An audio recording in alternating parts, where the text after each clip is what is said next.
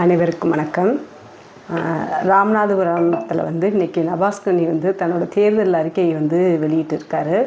அதில் அவரோட சொந்த நிதியிலிருந்து மாணவர்களுக்கான மேற்படிப்புக்கான உதவி செய்வதாகவும், ராமநாதபுரம் மாவட்டத்தில் இருக்கக்கூடிய தண்ணீர் பற்றாக்குறைக்கு அதுக்கான நிலத்தடி நீர் எடுத்து குடிக்க தண்ணி மக்களுக்கு கொடுக்க போவதாகவும் அறிக்கையை விடுத்திருக்காரு. இத்தனை வருஷமாக இப்போ இருக்கக்கூடிய ஏற்கனவே இருந்தவரும் அவரும் பாராளுமன்ற உறுப்பினராக தான் இருந்தார். இவ்வளவு காலமாக செய்யாததை அந்த தோல்வி பயத்தில் இப்போ அவர் ஒரு அறிக்கையை கொடுத்துருக்காரு. இதை மக்கள் எப்படி நம்புவாங்க? இப்போ இதை ஒரு மத வாக்காக தான் இப்போ பிரித்து பார்க்குறாங்க.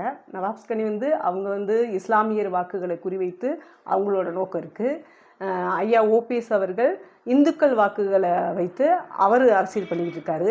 இவர் இஸ்லாமியர் மாணவர்களுக்கு செய்வாரா இல்லை இந்து மாணவர்களுக்கு செய்வாரா கேள்வி மக்கள் மத்தியில் இது எழணும்.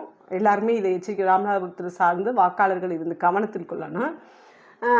வாக்கு செலுத்தக்கூடியவங்க மதத்தை அடிப்படையாக மையப்படுத்தி இரு பெரும் கட்சிகளும் மதத்தை மையப்படுத்தி ராமநாதபுரத்தில் நிற்கும்போது இவங்க விடக்கூடிய அறிக்கை யாருக்கானது அப்படிங்கிற கேள்வியை நம்ம கேட்க வேண்டிய கட்டாயம் இந்த இடத்துல இருக்குது.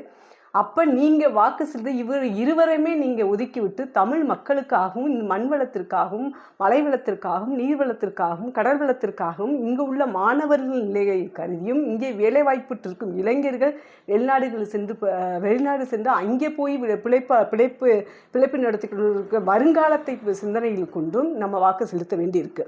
அப்போ நம்ம அந்த மாதிரி கடத்தலுக்கு மதவாதிகளை புறம் தள்ளிவிட்டு நீங்கள் வாக்கு செலுத்த வேண்டியது அதை மையப்படுத்தி யார் அரசியல் களத்தில் நிற்கின்றார்கள் அப்படிங்கிறத நம்ம பார்க்க வேண்டியது இருக்குது.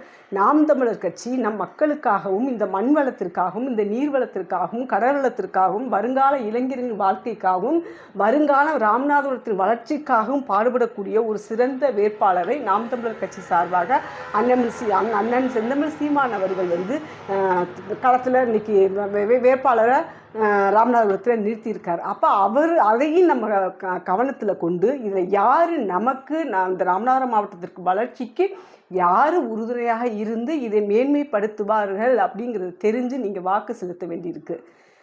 கட்டாயமாக நாம் தமிழர் கட்சி சார்பாக நிறுத்தப்பட்ட சந்திரபிரபா அக்கா அவர்கள் சிறப்பான முறையில் இந்த ராமநாதபுரத்தை முன்னேற்ற பாதையில் எடுத்து செல்வாங்க. நீங்கள் வாக்கு செலுத்த வேண்டியது ஒளிவாங்கி சின்னத்துக்காக மட்டும்தான் இருக்கும். வெற்று அறிக்கைகளை நம்பி விடாதீர்கள். நன்றி.